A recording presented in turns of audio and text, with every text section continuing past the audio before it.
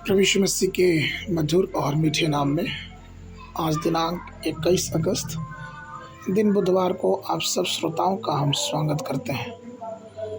आज के दिन के लिए जो वचन है वो लिया गया है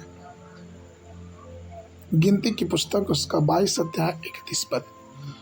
तब यहोवा ने बिलाम की आंखें खोली और उसको यहोवा का दूत हाथ में नंगी तलवार लिए हुए मार्ग में खड़ा दिखाई पड़ा। तब वो झुक गया और मुंह के बल गिर के दंडवत किया।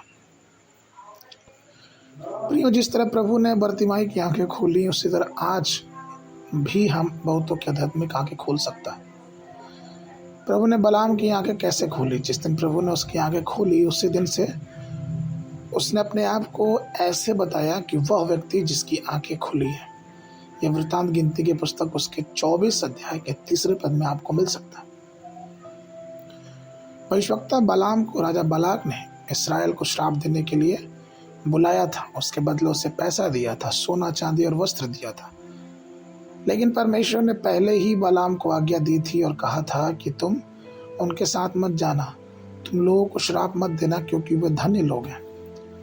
परंतु जब प्रभु की बातें बिलाम ने नहीं मानी और वो चला गया, तब परमेश्वर ने उसकी आंखें खोली और जब उसने अपने मुंह खोला श्राप देने के लिए तो उसके मुख से सिर्फ और सिर्फ आशीष में निकले। गिनती की पुस्तक उसका 24 अध्याय 3, 5 और 6 पद कहता है, तब उसने अपनी गुण बात आरंभ की और कहने लगा कि बोर के पुत्र बिलाम की यह वाणी है। जिस पुरुष की आंखें बंद थी उसी की यह वाणी है। हे याकूब तेरे डेरे और हे इस्राएल तेरे निवास स्थान क्या ही मन भावने हैं। वे तो नालों व घाटियों की नाई और नदी की घाटी की वाटिकाओं के समान ऐसे फैले हुए हैं जैसे कि यहोवा के लगाए हुए अमर के वृक्ष और जल के निकट के देवदार। कहने का तात्पर्य यह है प्रियो कि जब बिलाम की आंखें खुली तो उसके मुख से आशीर्वाद निकलने लगा।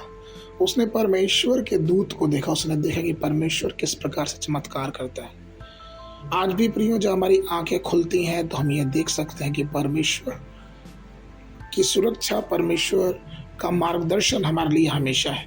हम ये देख सकते हैं कि किस प्रकार से प्रभु यीशु मसीह हमारी गलतियों के कारण क्रूस पर बलिदान हुए। हमारे लिए वो आज भी अपने लहू को बहाते हैं।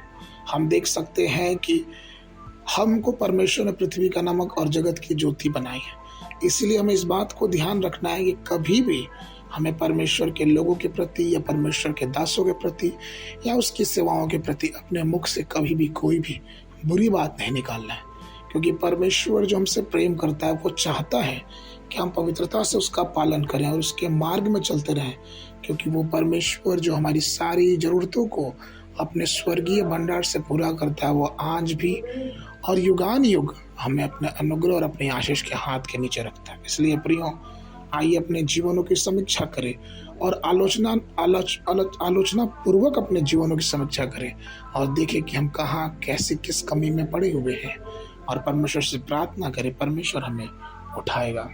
आज के मनन के लिए नीति वचन की पुस्तक उसका 28 अध्याय 13 पद।